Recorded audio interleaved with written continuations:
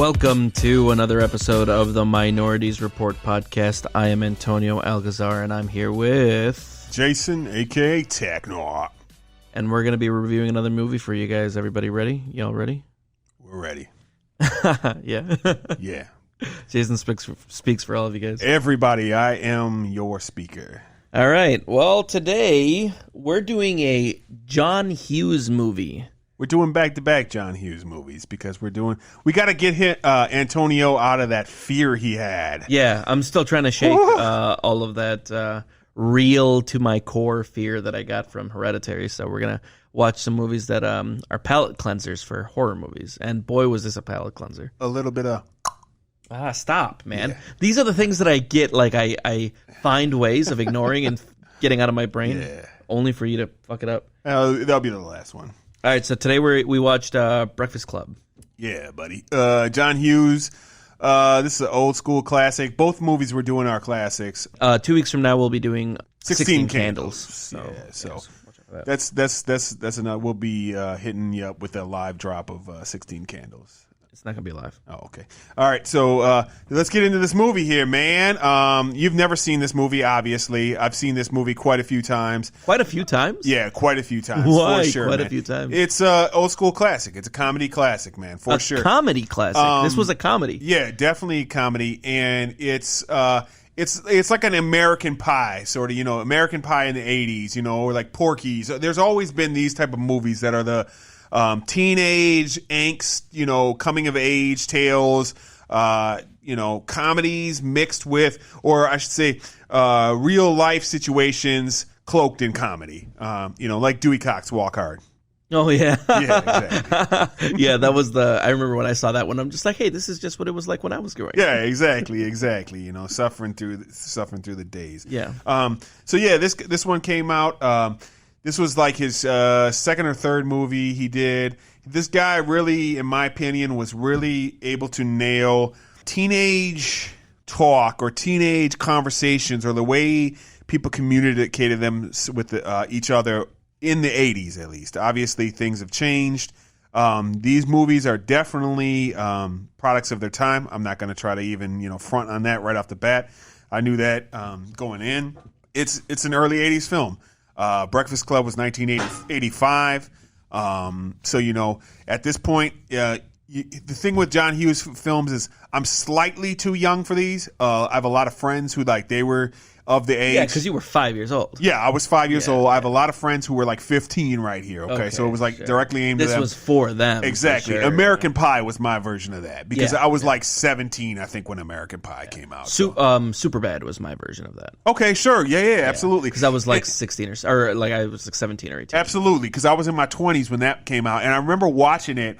And as I was watching it, I was like, okay, this is just American Pie for 17-year-olds now. Yeah. I remember thinking that. So, And I was in the theaters laughing my ass off. Of course. I'm just like, I laughed my we're ass just off. doing this shit. Hell yeah, man. I'll tell you what, Superbad was a pretty funny movie, man. And it's funny to see those actors now doing all kinds of like more serious roles and shit like that, Way different because they're in their 30s now, dude. Yeah, absolutely, man. And Michael Cera and I forgot the other Jonah dude's Hill. name. Jonah Hill, yeah. Jonah Hill got real serious for a while, and he got skinny for a while, and then he got fat again, and then skinny. Yeah.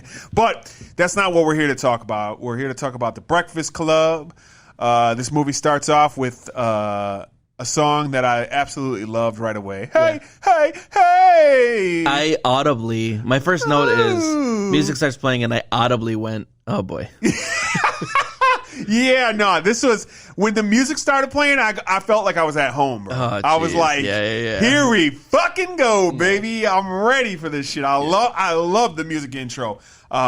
It's definitely a throwback. Like I was instantly teleported back to the 1980s, for sure. Yeah, for sure. So basically, we see a bunch of kids getting dropped off at a school on a Saturday detention. That's right. Okay, all the parents, because they all show up in like by themselves. Yeah, I'm going to get into that, and I'm going to explain a little bit of that in a second. Okay. But Saturday detentions. Yeah.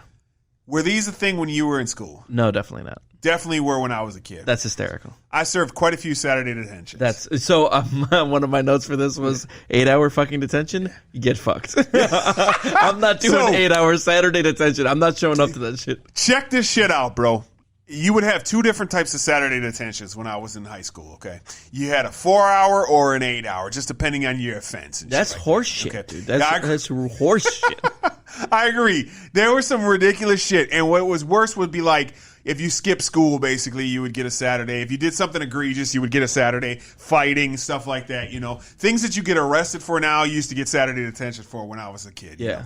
Like, because I remember getting in, like, fist fights and shit like that, and we would have Saturday detention for that. Okay. I skipped school a bunch. I got Saturday detention. But here was the fucked up part I skipped school a lot. Yeah. I don't think anybody even batted an eye. They were just like, oh, I guess he's not here today. Well, okay, times change. So, basically, you would, back in the day, you skip school, you would get a Saturday detention. If you skipped that, you would get 2 Saturday detentions. If you skipped one of those, you would get suspended for a day. Hey, you want another one? Yeah. You got another one. One more? Yeah, so how much sense does it make to go, this kid skipped school, so I'm going to give him a Saturday detention. If he skips that, I'm giving him a day off school. Yeah. Like, what the fuck was the thought behind that, right? It was fucking stupid. But okay, so I guess they thought that if you wanted the bull, that you'd get the horns. All right. So we're going to start off with our characters start getting dropped off. Our first one is, of course, Claire, played by Molly Ringwald. One of the only characters whose name I know. Oh. Might be the only character whose name I know. No, you'll remember some others. Oh, no, John. Yeah. Yeah, those are the two characters whose name I remember. Well, Claire and John. You'll remember more as we get deeper in it. I promise you I won't. Oh, okay. So she's clearly rich. Her dad drives a BMW. Dad's going to take her shopping. You clearly can tell right away that this chick is like spoiled as fuck and has, a rich family. This does take place in the Midwest. It takes place in the Chicago area. So it's definitely one of these, higher up families. Very high end because, it's an all-white cast. Yeah. It must be a very nice area of Chicago. Well, it's a suburb, so I think so. Sure. But, all right, so then your next guy gets dropped off. It's Brian. He's clearly the middle-class family, working, smart kid. He's his mom's kind of busting his ass because... He's the nerd. Right, absolutely, he's the nerd. And he's definitely your prototypical nerd. Then your next person is Andrew, gets dropped off. Slightly lower middle class, but still a middle-class family, clearly. Dad drives a truck, very into sports. He's the jock. He's the jock. Dad's kind of on his ass because he's like... The only way he's going to go to college is through sports because they're clearly lower middle class. Sure. Right, so he doesn't want him to fuck up that. While he's getting dropped off, John comes walking by. You could tell his parents don't give a fuck about this kid. Yeah. Might not even have parents. Right, he's poor. You can tell he's poor. He's kind of, dressed very beat up. And as he gets off, Allison gets pulled up. Also poor. Parents clearly don't care. She goes back to say something and they drive the fuck off on her, right? Yeah. And then we're introduced to Vice Principal Richard Vernon. So, note that I got here is 80s parents are dog shit. In everything we've watched, 80s parents are dog shit. I think 80s hated their parents. I think it's... What was it about your generation that made your parents so bad, man? I think it's... Let's talk about that. You know what? So, I think it's because, so my parents are a little bit older, right? So, technically, I should have probably been born in, the 1970s because my I didn't come around for my parents until my mom's was 40, my dad was 44 or some shit or 44. Yeah, 44. So, But it always seems like that's the case with all these. Every time we watch one of these 80s movies, the parents are, way older than... parents normally are in new movies where it's well, no, because what the thing is, we're always watching movies about late teens and stuff like that. So so you look at it like this: if you have kids when you're 30 years old, which is very common, especially back in the day, you'd be about 46, 47. Okay. Okay. So that's 7 years older than I am right now. Sure, I guess. All right. So, and we age differently now. People age much worse back in the day. And also, you got to remember, actors are almost always older than the characters they're playing. Sure. That for kids. I think that's... And actually, I found out most of these kids, some of these kids were actually kids. couple of them Like were. Molly Ringwald was like 16. Molly Ringwald and Andrew, Yeah. whatever his name is, were kids for sure. The guy that did Brian. Judd Nelson was like 24, bro. Yeah, he was like 25. Yeah. Emilio Estevez was up there too. He No, was like no, he was like he was 22. Yeah, and the girl who played Allison was 22. Yeah. So I mean, but that's still clearly older than 18. Yeah, of course. Yeah. So right off the bat, we start to roll into this. You quickly pick up how these characters are, and by that I mean the VP starts running through the shit, kind of starts shitting on him and stuff like that. Very much. That was the vice president, the vice principal. Yep. So I don't know how much you know about school and how much you know about like. I don't know anything about school. Okay, so I've never been to one. Vice principals handle almost all discipline. Yeah, I know. I remember that. Yeah, for sure. Okay, so that's why I did forget until this moment, though. Yep. Until right now when For you sure. said that, I'm like, oh yeah, that's right. I was always dealing with the fucking vice principal. Absolutely. And clearly, you like we talked about earlier with Brian being the fucking smart kid. Sure. He's the teacher's pet. He's like, okay, yes, sir, we'll do whatever. Yeah, Very much like that. Claire, you even really. At this point you see how entitled she actually is because she's like, sir, I don't think I'm supposed to actually be here and this and that, and he just looks at her like she's a fucking idiot. Like I've heard this excuse plenty of times. On to the next thing, right? He's very much like almost like less like a vice principal and more like a House of Corrections officer. I thought he was Vince McMahon for a bit. That's yeah, he does have that look, right? Yeah. Especially like the late '90s Vince McMahon version, right? When he was had like a very Mr. Vince McMahon. Yeah, he had a very Vince McMahon energy to him. Yeah, absolutely. Vice President just looks like a fucking clown to me. That's what I put down. John, aka Bender, is clearly the repeat offender. He's always in detention, and then he just gives some light trolling right off the bat. Does Barry Manilow know you raid his wardrobe? Like right off the bat, it's that. So Vice Principal gives them all an assignment.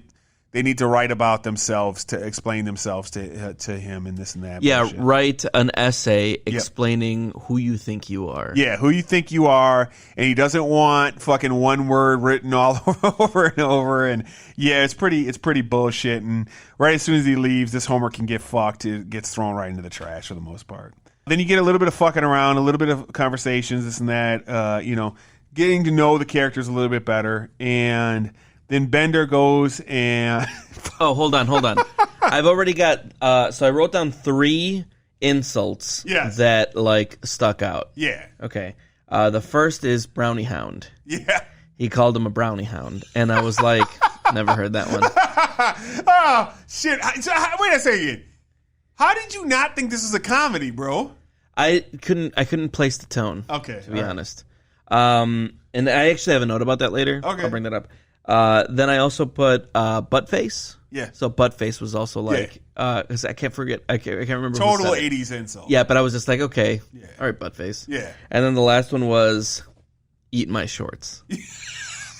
I couldn't believe that the main character badass and this was just like eat my shorts. Like, dude, that was a fucking insult in the shorts. 80s, bro. Like, that was a fucking, like, Bart Simpson. Like, I remember when Bart Simpson said that shit on TV, dude. Yeah. Parents were going freaking wild, man. They were like, this is out of control and shit like that, right? And that's how it was, man. Like people didn't talk like that. You missed one, though, because there's definitely one that you not get in a movie right now. Because, like, I think he calls him faggot, so, a lot of times. There's a lot of them, but there's a lot of that. And I'll tell you what, that's certainly a product of its time. Like, that's definitely, like, you know what? It's something I would never call somebody nowadays, but I certainly, when I was like a young teenager, would say shit like that. Before I realized the negative connotation, like how it hurt people that were of course, that were gay, yeah, for sure. Right.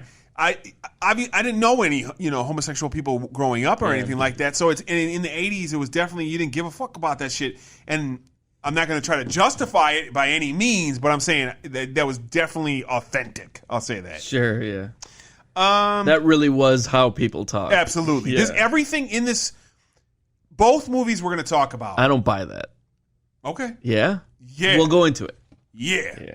So, right off the bat, Bender starts being an asshole. He goes to fuck with the... He goes to fuck with the door, and he takes a screw out of the door, and the door goes slamming shut. And then, of course, the VP comes running in, loses his fucking mind over it. Why is that door closed, right? And starts fucking with Bender right away. He's like, give me that screw, Bender. Screws fall out all the time, sir. You know, he starts fucking with him, right? The trolling just continues, right? Yeah. This type of shit definitely happened. Definitely happened.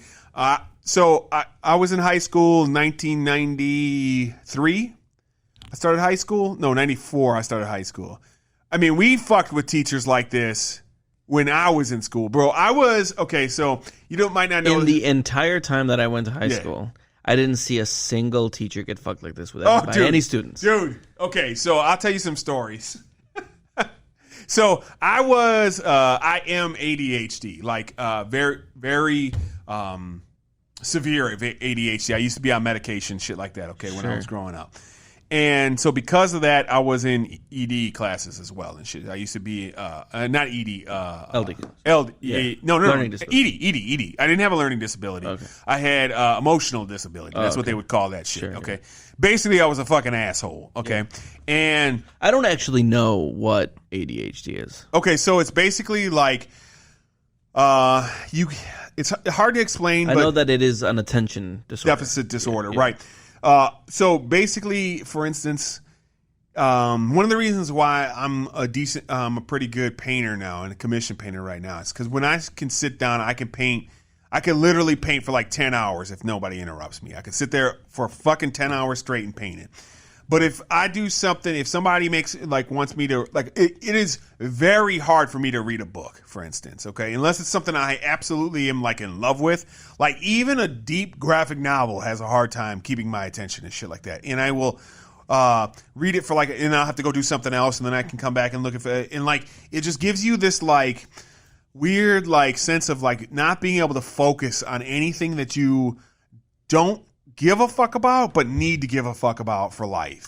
But is that not everyone? Is that not everyone? No, how do you focus on some shit that you don't care about? So it's it's physically almost impossible for me to do it. A regular person can go, I need to read this book because I have to study for this. I'm going to sit down and read this book and learn this fucking book, okay? Yeah. You physically are unable to do that as ADHD. That's not just a discipline issue? No, it's more than a discipline issue for sure. I'm not saying that this thing doesn't exist. I'm we're trying to work through what it actually is. Right. It's kind of it's hard to understand bipolar if you're not, don't know anybody that's bipolar or something like that, right? Yeah. It's one of these things where it's there's a lot of people that are ADHD for sure. But if you don't take medication, it's almost physically impossible for you to deal with these fucking things. Yeah. You're some of the other things is you have to move a lot. Think about when I've been at your shop and stuff like that, and how I got to get up and look around at stuff every once in a while. Sure. And you thought it was really fucking weird at first, right? Well, I didn't think it was weird. I just I didn't know what you were doing. Yep. So some other things is just doing something without even thinking it through. You're very, very spontaneous. And that was certainly me when as I grew up, I did shit all the fucking time and thought about the consequences way later. It was just and it got me in trouble with a lot of different things when I was a kid. I had some legal troubles and shit like that when I was a kid where it took until I became an adult to really break a lot of those issues I had. Sure, yeah. So you would fuck with teachers then? Yeah, no, absolutely. I'm going to get it. So we used to have class, and in my class, so there was two different things. There was the LD kids. They went into a certain one, and they had help. Those were autistic kids, any reading disabilities, things like that. Then the ED classes were all the fuck ups and shit like that, man. The people diagnosed with ADHD, people that just did stupid shit on a regular basis. Mood disorders or some shit. Yeah, exactly. Bipolar, shit like that would be in that class. And we used to we would take fucking cups full of pencil shavings and shit like that. We took pencil shaving, cups full of pencil shavings, and we'd put them, when the teacher would leave the room for a little while, we'd put it on the door frame so that when the door can open up, dump all fucking, dude, on a regular basis we would do shit like this, dude. We would put fucking peanut butter and jelly in people's in the teachers fucking drawers and all kinds of shit like that. And then they would fucking freak out, bro. They'd be like, who did this or whatever, like the it's like we just always sitting there like this and shit, just head forward, like, and they'd be like, you know, and like nobody would snitch on each other and shit like that, so none of us would ever like they couldn't put any of us in trouble, and there was like 10 of us in the class and shit like that, and we would just fuck off like that, bro. Like, you know, listen, I fucked up. I fucked off throughout For sure. all of high school. But I would just sleep, bro. Yeah, Like I would go into class and I would just put my head down and pass out. No, like man. I never fucked with teachers. I never even saw teachers get fucked. Yeah, and like, dude, we would terrorize like substitute teachers all the fucking time. Like the pencil shavings thing happened to every single substitute teacher we had. For sure, like bro. When you saw a sub, you were just like, "Oh shit, get the pencil shavings." we would literally like get the pencils, bro, and like just start fucking shaving them down in those fucking little pencil sharpeners, and we would dump them in a fucking thing and then put them in like this cup basically, and then. Fucking once when we would do lunch or some shit like that, somebody would get back to the classroom a little bit faster. Put it up on the fucking door. Then we'd all stand out there, and you'd have to wait by the locker lineups, and then the teacher would go into the fucking dump fucking pencil over them fucking cells, bro. Shit like that all the fucking time. So like Bender, right off the bat, I was like, yo, this is my boy. Like, and this is so like, when I was watching this, I was just like, fuck this kid. Who's like this? He's a fucking asshole. He's such a piece of shit, bro. And like as a grown up now, I'm like, holy fuck, because the dude is a piece of shit throughout the entire movie, right? And we figure out why, everybody is the way they are. But it's definitely like one of these things where if you didn't understand this dude's backstory, you'd be like, this is just a fucking asshole, and he is, but still at the same time. Yeah, my note about Bender was that, because I didn't know that his name was John Bender for a while. It was like almost the end of the movie where I was just like, okay, this is Bender. Wait a second. So what did you think his name was? I didn't care what his name was. I was referring to him. He calls him Bender all the time. Yeah, I wasn't like. Oh, okay. I guess I just didn't notice. I was calling him the too cool for school guy. Yeah, for sure. Most of my notes about him are too cool for school guy. Yeah, and one of them was this guy's intolerable. Yeah, like, I could barely handle him. Definitely, and we'll get into more of like how bad he actually gets. So from there, you start to get, that's when the true trolling, he starts to really troll them and shit like that. And he starts getting the fucking talking shit and this and that. And he's like, good. So there's another. Go. You know, like, right. It's definitely. Do you want another one? Yes. Yeah. Do you want another one? Yeah. You got it. Do you want another one? Mess with the bull, you get the horns, baby. That's from now on, dude. Yeah, absolutely. Absolutely. So from here, you get, you start to learn about the kids' backstories a little bit more. This is when they start to get into like their parents and like, they kind of bring up like, because they start off teasing Brian about how perfect his parents are, you know, because he's the great kid and this and that. And so he, you know, it's definitely something I didn't pick up on. Well, because there was first he had the scene with Claire where he's talking about whether or not she's a virgin, right? The first time, yeah, and he gets super in her face about it, yeah, and he's like, everyone's just kind of staring at him, and he's describing, like hardcore situations, and she looks uncomfortable as fuck, and he's just until like not even breaking eye contact, like as soon as she starts looking away, he follows her gaze, and continues to harass this girl. I was like, and this is where like, and then like the only person who actually does anything is Andrews. Eventually, like, dude, leave her the fuck alone, right? You know, like Emilio finally fucking stands up and he's like, I really did like that that he kept like, you know, trying to check him and shit. Yeah.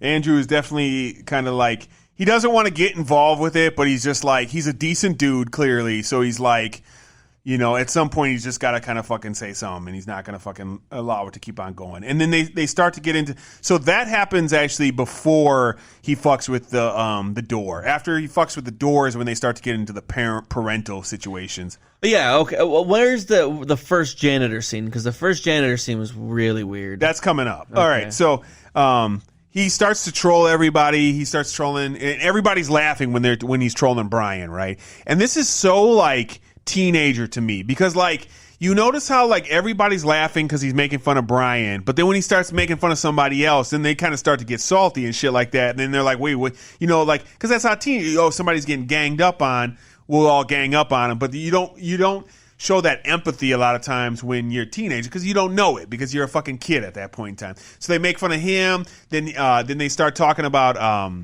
Andrew's parents and stuff like that, and then he starts talking all that shit, and he's like, I fuck you up, man, or whatever, right? And then he gets dropped instantly by Andrew. I really right? love that scene too. Yeah, exactly. Like he drops him real quick, just instantly to the ground and shit like that. And he's like, "I fucking kill you, man," or whatever, right? And then pulls out a knife. As he's walking away, I'm just like, "You're a bitch." Yeah, dude. exactly, right. And he pulls out his knife and he throws it into the door to the chair. And then that girl grabs it. Of course, right. The kleptomaniac grabs that shit, right?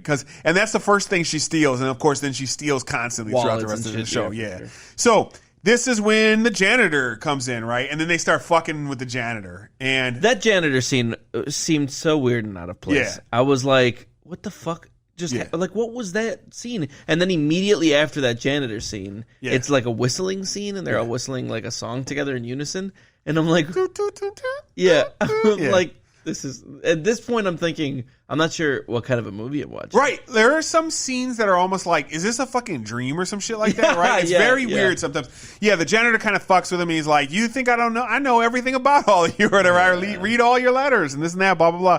And it's like kind of funny because like they treat him like straight up dog shit, and he's like, they don't, he does. Right. Yeah, and then Bender. no, because they're laughing at it because Bender's making fun of him, and the rest of them are laughing at him making fun of him. And then he's like, "What do you think? I'm just a peasant here to serve you, you know, this and that, blah blah blah." And then but that's the thing, right? Like janitors are definitely like in tune with what's really going on in the fucking schools because they're not noticed usually, and they have connections to everything. And the thing about this, so like some behind the scenes shit, if I remember correctly, like this dude has like a backstory as well. Like he did something else before he became a janitor. Like he was a principal or something like that before he became a janitor. And like I forgot the whole fucking backstory on this guy, but it's never explained. Right. No, it's not in the movie. Everything's outside of the movie. I know. Because just remember, like there's people that love Star Wars, there's people that love John Hughes movies, and they go deep on John Hughes movies. And he has connections through all of his movies, like movie to movie, like little like license plates and shit like that go from movie to movie, which is really just the 80s. Like View Askew stuff? Yeah. A lot like that. So and View Askew, I mean, what's his name? Kevin Smith. Kevin Smith brings up John Hughes. Yeah, of course. Movies, right? Of course. Yeah. There's because I mean he certainly borrows from them and makes it like Jersey dirty. I mean that's kind of that's his the idea, right? Yeah, John Hughes, but like Jersey dirty, right? Yeah. A little bit of that. So and like. What happens after the John Hughes movie? A couple years after the John Hughes movie, that's kind of where his shit comes in at, right? And so, next thing you know, it's basically the lunch scene after the janitor scene, and so like, wait, first there's the scene where they're talking about who Brian has had sex with. They're making fun of him for being a virgin. Yeah. Oh, that's actually during the scene because Andrew and Allison, right? Yeah. They go out to get the sodas. Yeah. And then it's just as the other three there. Right. And then they're pestering Brian about who he slept with. Yeah. And then Brian says, like, he mentions that he slept with Claire. Yeah. And I'm like, my dude, she's right there. Yeah, no. Right. And then he starts picking on him. Yeah. And then she's like, what the fuck? And he's like, no, I just meant I didn't want her to hear that I was a virgin because she's a girl or whatever, this and that, blah, blah. So another thing we flew past that, I laughed so hard, bro. Yeah.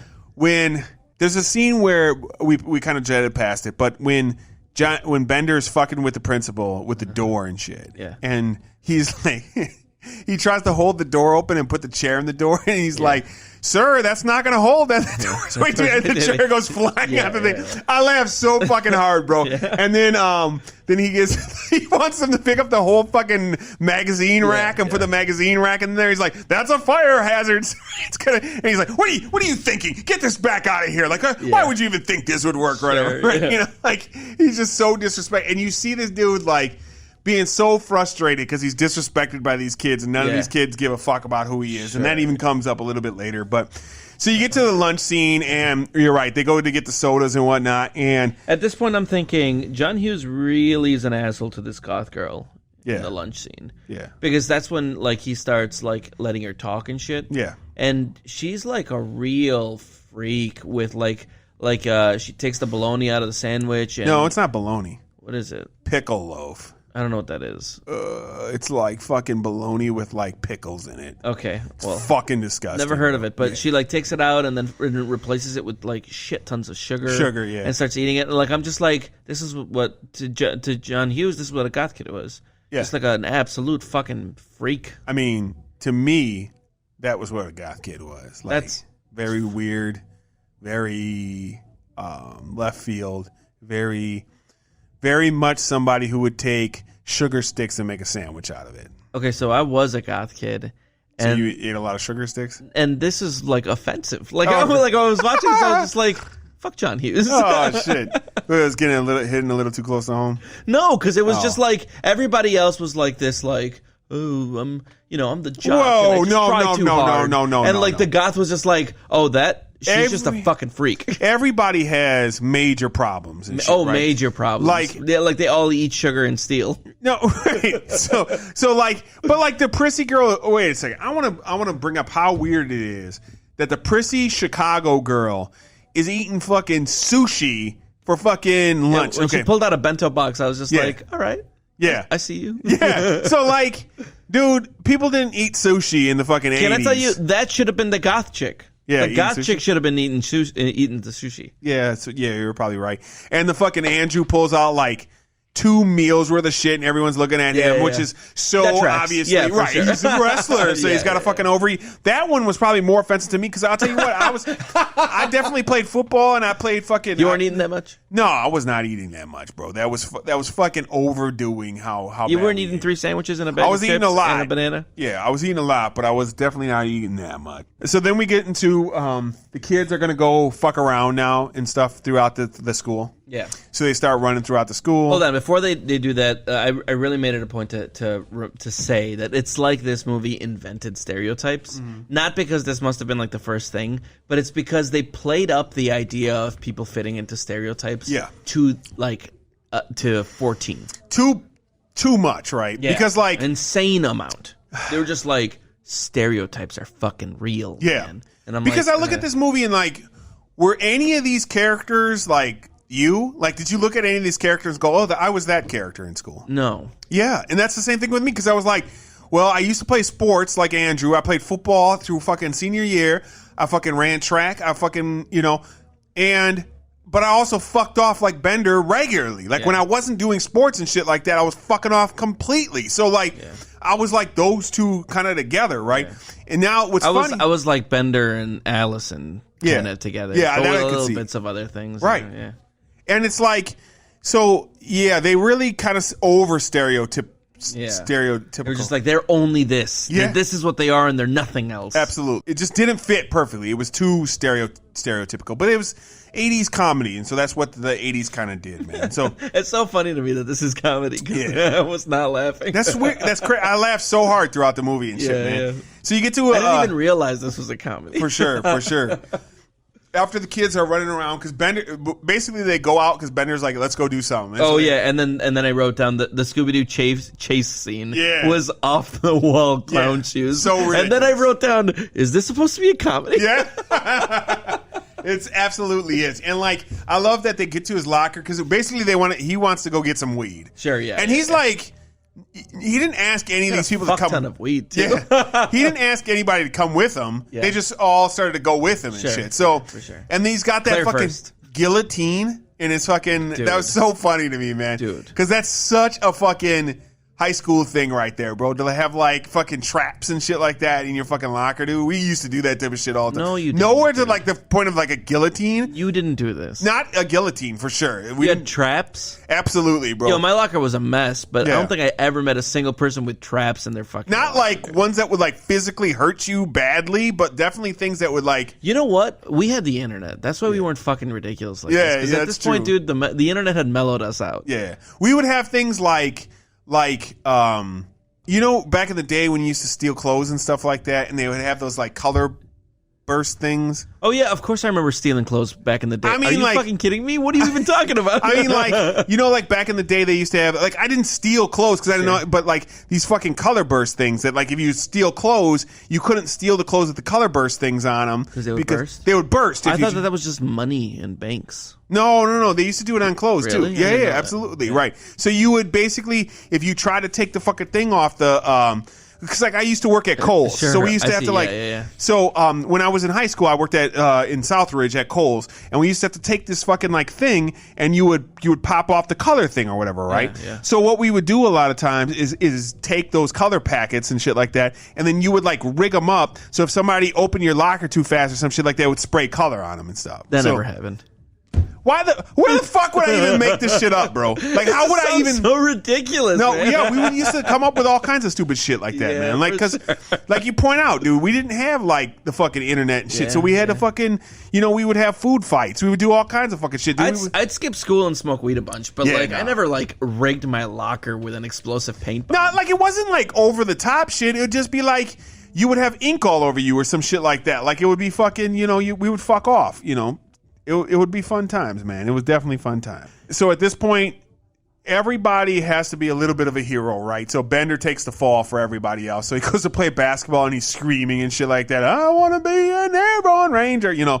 Fucking, he's playing basketball and the VP comes in. He's just like, Bender, what are you doing? What is this? Or whatever, you know, right? He starts fucking with him with the ball and shit like that. And then it gets like real serious, real quick. Yeah, because the one scene where I did laugh was where he like kind of rolls the ball to him, and then immediately he kicks it away. That made me laugh. Yeah, that's funny. But I did say I'm having a real tough time with the tone here. Oh, okay. Yeah. So then I didn't know what it was supposed to be. There was a lot of seriousness. Yeah. There was a lot of like slapsticky running around the fucking like literally that Scooby-Doo scene was very Scooby-Doo. Yes. Where like they would run and he was there, and they would run backwards and he was there, and I was like, this is a comedy, I think. Yeah. And I think at that point I started maybe thinking that if it wasn't, it was a very messy kind of tonal movie. Yeah.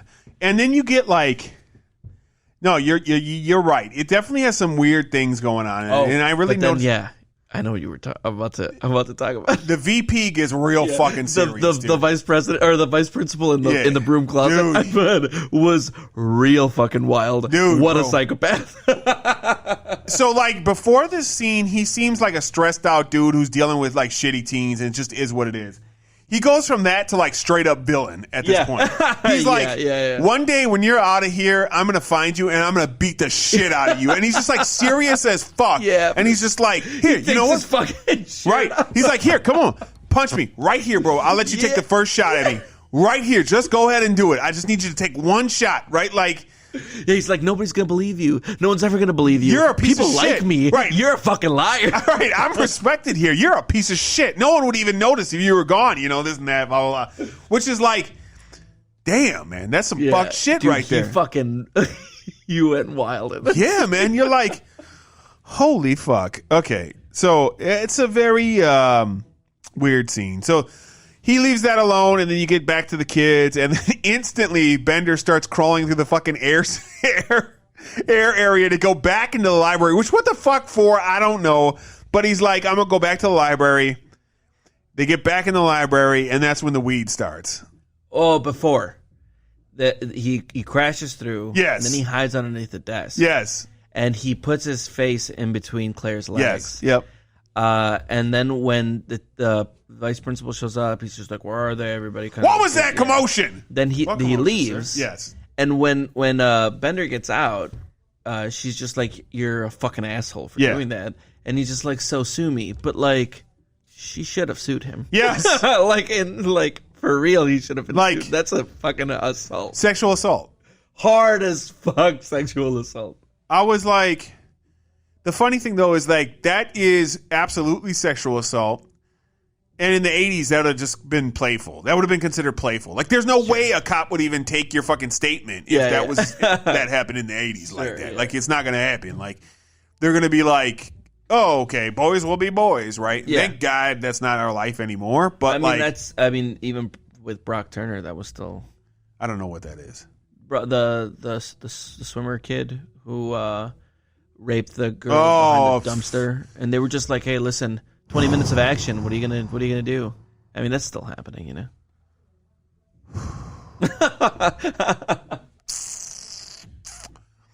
All right, but I'm not here for that. So,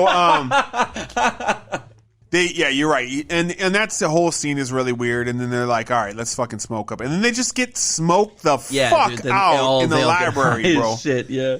And then comes a scene that's really, really fucking weird to me. Wait, is it the Andrew dancing scene? We'll get there. Oh, okay. You see the VP, and he's in like a room, and he's looking through some files. Yeah. Okay. In the basement. He goes in the basement. Yeah. And then the janitor comes in. Yeah. And he's like, "What are you doing, Dick?" Yeah. And he's like, "Oh, looking through these files." And well, those wouldn't be the confidential files, would they? Sure, like, yeah. You know, like, "Oh, let's just keep this between us." And then the janitor blackmails him for like $50 to get out. Like, although that $50, it turns out, is actually $137 when adjusted for inflation. Okay, great. He blackmailed him for $137, bro. Did you look that up or something? You know why I looked it up? I was already on a looking up spree when he came in. He took his jacket off and he goes, "I make $31,000 a year." And I was just like, I make more than $31,000 a year. And then I looked it up. Adjusted for inflation, that's actually $78,000. Yeah, that sounds about right. That's actually probably low. I would almost bet. For the bet, vice principal? Yeah. Sarah makes more than that. Oh, okay. Yeah, that's right. But she's a vice principal. Yeah, she is. And she's a vice principal in Milwaukee. Sure. I would bet in Chicago they probably make about $100,000 a year right now. Oh, that's interesting. Yeah, so that's a fair amount of money. It is, but it's a job. Yeah, it's a job. Trust me, from being with a person who's been doing it for years, it's a fucking job, man. I have to hear about it a lot. Yeah. All right, so my weirdness about this: you have confidential files in this school. Yeah.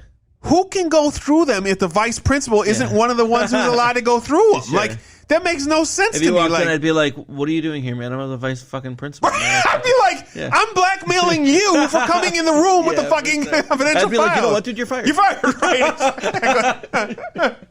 Like, that's so fucking weird. That scene is so weird to me. But at this point, you get back to the fucking kids, and the kids are just going wild. And the dance scenes start, and like the fucking three-way dance, and the two girls are dancing. And then he screams so loud that the glass breaks. Yeah. This is the shit that I'm saying is like almost. It's almost dreamlike, right? Yeah. Like some of this shit is almost dream. It's because they're high, right? I think that's what it's supposed to be. You know, saying. Okay. Because, like, I don't know. I can give that to you. I haven't gotten high in a long time. Isn't that what happens when you high? You hallucinate. Glass it's breaking. A hallucinogen is what it is. Right. Glass breaking and shit like that. Yeah. That's definitely kind of weird. And then we start to get from here, of course, this is when the kids start to bond together and whatnot. And they start talking about their lives and shit like that and what they fucking did to get in here in the first place. Yeah. And here's this thing when I watched this back in the day. I used to watch this a lot when I was like high or drunk, things like that. Okay. Yeah. But I think like even when I did watch it after that, I didn't pay much attention until I did this time because then this is where Brian is like, I was trying to kill myself. I was going to kill myself. And I was just like, oh, you brought a gun to school. They found a gun in your locker and then you got a suspension. Like it normally happens. They find a gun in your locker, just be suspended then. So one time when I was... oh, boy. I definitely wasn't caught with a gun. Yeah. But I used to have a knife that I carried to school all the time. Okay, sure. When I was 13, I got caught with a knife and shit like that. Yeah. They called the police and shit like that. Yeah. They called the police? Yeah, they brought the police in. It wasn't no big deal, basically. They took it or whatever. And I think I got suspended for like 2 days or some shit like that. Wow. And then I had Saturday detention for it for like a month or some shit like Wow. that. Yeah, that was all it was. Right now, if you did that same shit, you would be charged with a felony. If they found even because it was a flare gun, right? It turns out, but if you found a flare gun in somebody's locker, that kid would be expelled. That's so fucked to me, and bro. They would probably put him in jail for a bit. That is. This world has lost its mind a little bit. What? Like it's clear this kid's got problems like that need to be talked about. Oh yeah, and then I did say that. I was just like, wait a second. They found out that this kid was going to kill himself, and they put him in detention for it. Right. Like holy shit. Like he clearly didn't tell anybody he was going to kill himself. Like these are the first people he's told that he was going to actually think about killing himself. Yeah. And like they start to like, everybody starts to like explain like all the bad things, like because like Andrew talks about how like he fucked with that kid or whatever, which happened to be Brian's friend too and shit like that, and like you see the remorse from him and shit like that. And I can't even remember. Does Claire say what happened, what she did? I can't remember if Claire ever does. No. I don't remember. Yeah, I can't think of it. All right, so then they start to analyze it, and as this is happening, the VP is analyzing his life. Yeah. With the janitor, and the janitor is just like, bro, we were the exact same as they were when we were their age. You're just fucking old, man. Like, this is exactly what it is. It is. It turns out the janitor, by the way, was 28 at the time of this. Really? Yeah, for sure. Yeah, he looks old as fuck. But I was gonna say he looks like he's in his 40s, easy, bro. Yeah, that's that's that white man aging, I guess. And the janitor, or I mean the vice principal, was 47. Yeah, so he was rocking some age, and the other guy was like a young guy. Yeah, that's crazy to me, bro. Yeah. I was just like, oh, dude, that's what happens when you start losing your hair young. You just instantly look older, especially if you don't shave it. Right? Yeah. No doubt, you're right. If you're just letting it grow like that, you look old as fuck. You look ridiculous. You look absolutely ridiculous. But you get back to the families now, and they start talking about everything, and then you start to get some of the message behind this movie because you see the repetition that these people are passing down from their families. That's the point that they're trying to show. They're trying to show that this is the sins of the father are brought by the son. And that's the fucking tale as old as Beowulf. So it's definitely some shit. So then at this point you get to the point where Claire and Allison at this point go to do a makeover. Yeah. And Brian starts doing their tests because at this point they're all doing their homework. Yeah, at this point they're all they've been vibing for a little while. They're kind of into each other. They're all becoming friends, and that's actually why they have that conversation because Brian's just like, dude, are we going to be friends on Monday? Yeah. And Claire's just like, there's no fucking way any of us are going to be friends on Monday. Right. And they're like, you're an asshole or you're a bitch, Claire, or whatever. Yeah. And she's like, I'm being honest. Everybody weirdly defends each other, and everybody weirdly insults each other. They're all against each other, and then they'll defend each other. But through that scene, they kind of do become friends. They all kind of open up. They definitely have the bond moments. Yeah, and especially after what Brian says. Brian kind of really exposed himself real vulnerably, and then after that, everyone's just like, okay, cool. Yeah. Because Andrew gives his I don't think for myself. Nobody gives a shit about what I want. I'm just kind of being pushed into this thing. But it's Brian's really that kind of pulls it together. Yeah. He's definitely the one that's the anchor of the crew there. And then after that, they're just like, "Hey, can you do our homework?" Yeah, they're like, "Can you just write this one for us?" And then he's like, "You just don't want to write it, do you?" And she's like, "Well, that's true, but also you'd probably be the best one to write." And then she goes and does the makeover for Allison, right? And so behind the scenes, this is hated as well. But I hate this scene as well. Yeah. Because she didn't need a fucking makeover. No, she looks worse. She looks 80s girly, fucking, she just doesn't. She looked kind of cute before the makeover, and then after the makeover, she looked bad. She looked just bad. Yeah. And this is of course after she's revealed that she's a fucking liar and she's a thief, and she took her glasses off and let her hair down. Yeah, exactly. And then you're like, oh, now she's a normal girl, and now because she's a normal girl, she can have a boyfriend. Yeah, and now Andrew's I fucking hate that, bro. Yeah. This is only it was stupid. It was real stupid. It's something that would only work in the 80s. This is a fucking 80s thing.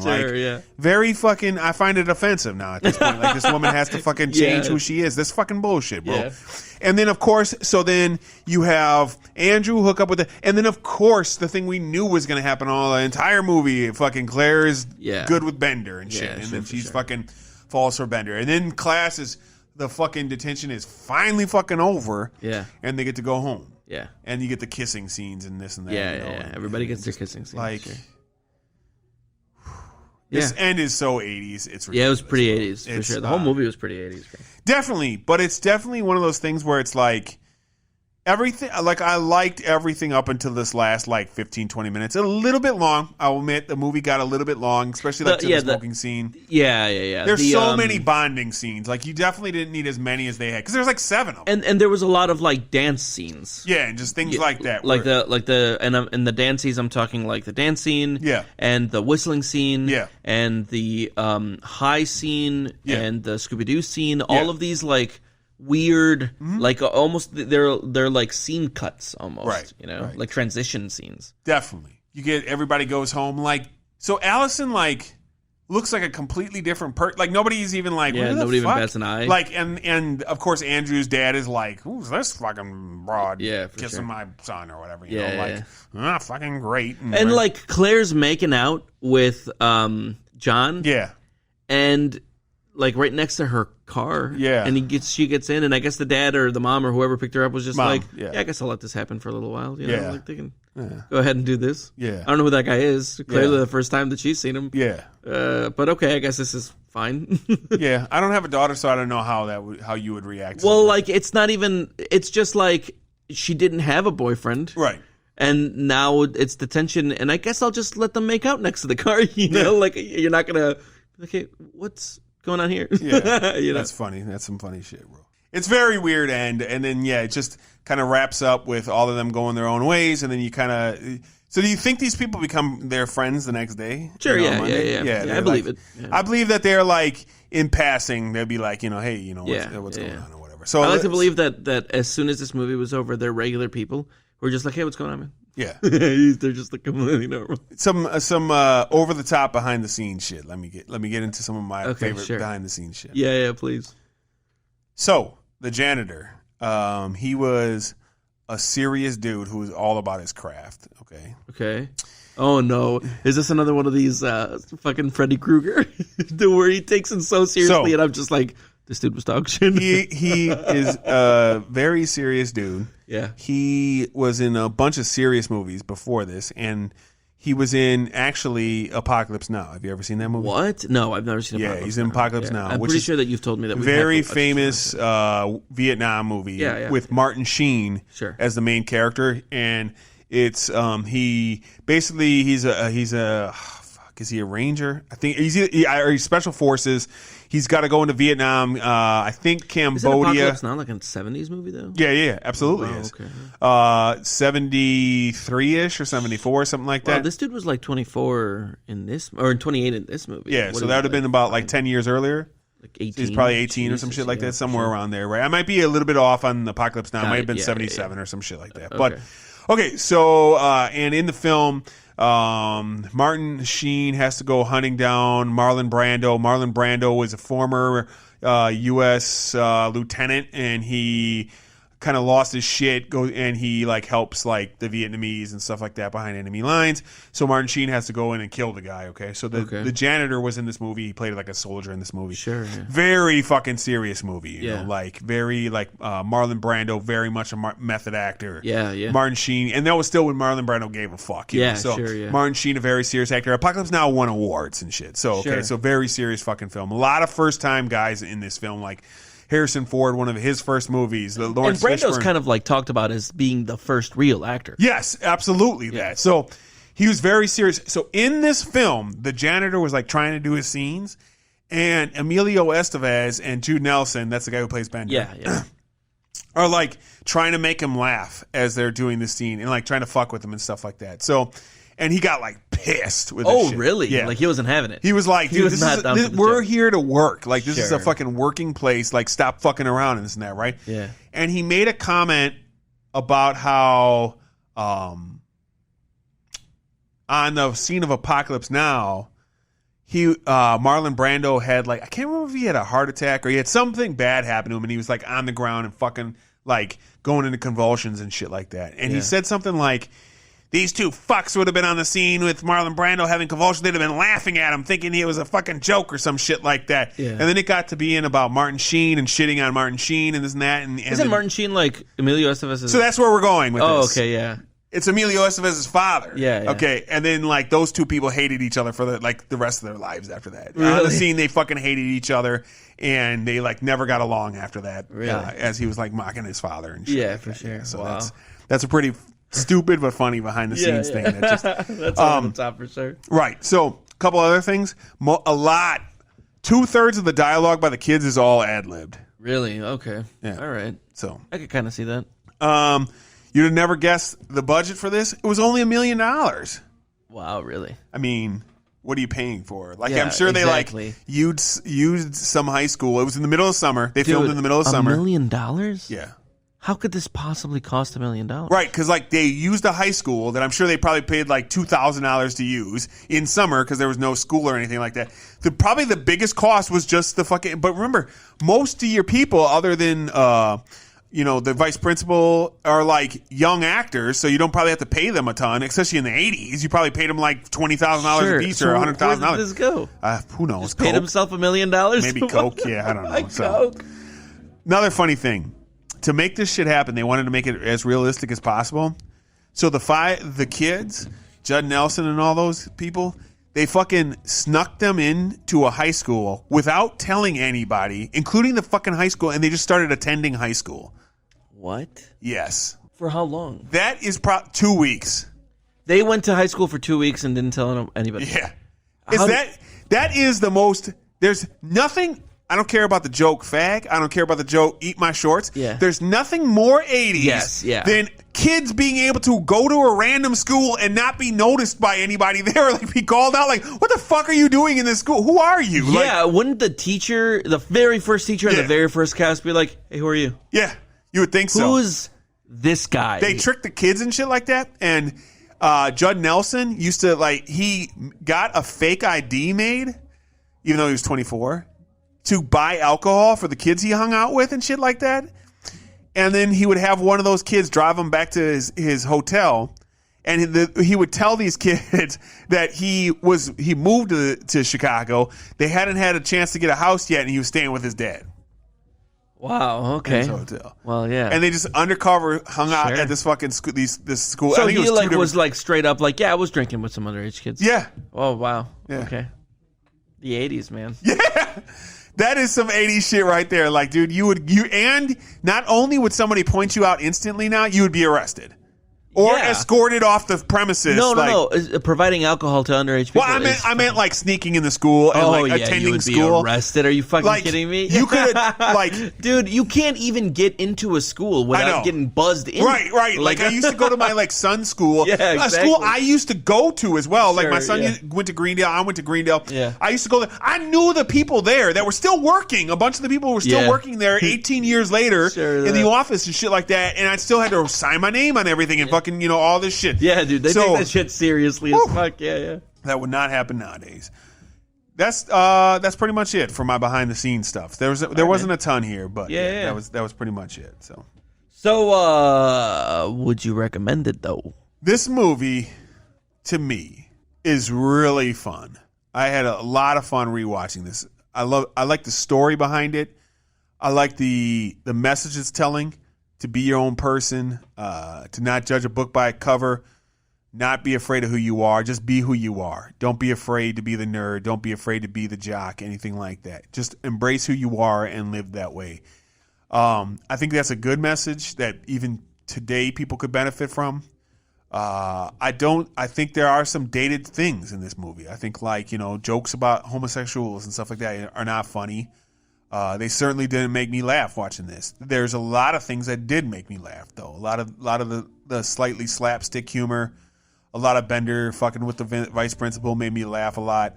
It's a lot of Vince McMahon principle. Yeah, for sure. He definitely made me laugh a lot. And you realize that like all these people are injured in their own way, other than the janitor. The janitor's the only one who's just like completely happy with his life. Like he knows what he is and he's completely happy with it. Everybody else has some issues, and I think this is a movie where you can benefit from watching it even today. Dated, a little bit slow at times, but funny and insightful at the same time. So this is definitely a movie I would recommend to somebody looking for a good time, especially if you're like, I want to see a real strong 80s style high school film. Like, this is probably one of the strongest 80s high school style films. So that would be where my recommendation would be at. What about you, man? I know you're waiting to hate on it, so I got to hear it. Yeah, you think I'm going to try to hate on it? I don't know yet, man. I think you have your issues. I think this is going to come down to one of those in-betweeners for you. Okay. So Okay, so this movie fucking sucks. I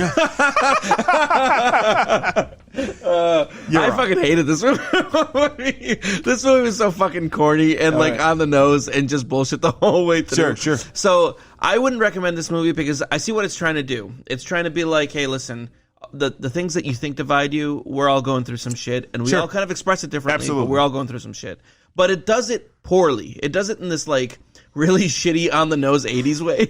And I think that there are a million billion movies that do this better. And like there are a lot of problematic things with this movie. There's a lot of things where I was watching. It's a comedy from the 80s. Yeah, hard 70s, from the 80s, 80s. Yeah. Even 90s comedy, I'm going to guess. Sure, has some really problematic shit. But for that reason, I wouldn't recommend it. Okay. It's not like there was nothing in this movie that made me go, this is a must watch, you know, a lot of this one I was just like, now I'm happy I saw Breakfast Club, because I had never seen it, you know? Right, like, of course, that's the whole point of this podcast. How do you go your entire life without seeing a movie that literally every fucking person has watched? Yeah. But I'm kind of glad that people have watched this so that they can understand when I say, fuck this dumbass corny movie, dude. That's outrageous, bro. Yeah, this movie, Antonio is completely wrong. This movie does not suck. It's definitely problematic, but it does not suck, in my opinion. Yeah, all right, but that's my official opinion. I get it. I get you. And I could see why, like, a person who has no touch to the 80s would not feel that this movie is I could absolutely see that. And if you were like 17 now, I think you would watch this and go, "What the fuck? How is this even funny?" Like, because it's outrageous. It's outrageous how Bender acts. It's completely out of line, and nothing is funny to it unless you lived in the 80s. Sure, unless you have some kind of like some kind of nostalgia for it, or some kind of like even just not nostalgia, but memory toward, like, if you have like a memory of what this was like. And the kids that this is like, is what I would say. Yeah. So all right. Well, there you go, guys. You got a 50-50 here, so either watching or fucking don't watch it, or don't fucking watch it. yeah. It's a fun one, man. So all right. Okay, so next we're going to be hitting up 16 Candles. 16 Candles will be going live in 2 weeks. We're not going live in 2 weeks. This is going to be recorded in 2 weeks. Are we not on YouTube in 2 weeks? It'll be on YouTube, but it won't be live. I thought you could only be live on YouTube. No, that is not the case. All right. Have a great night, everybody.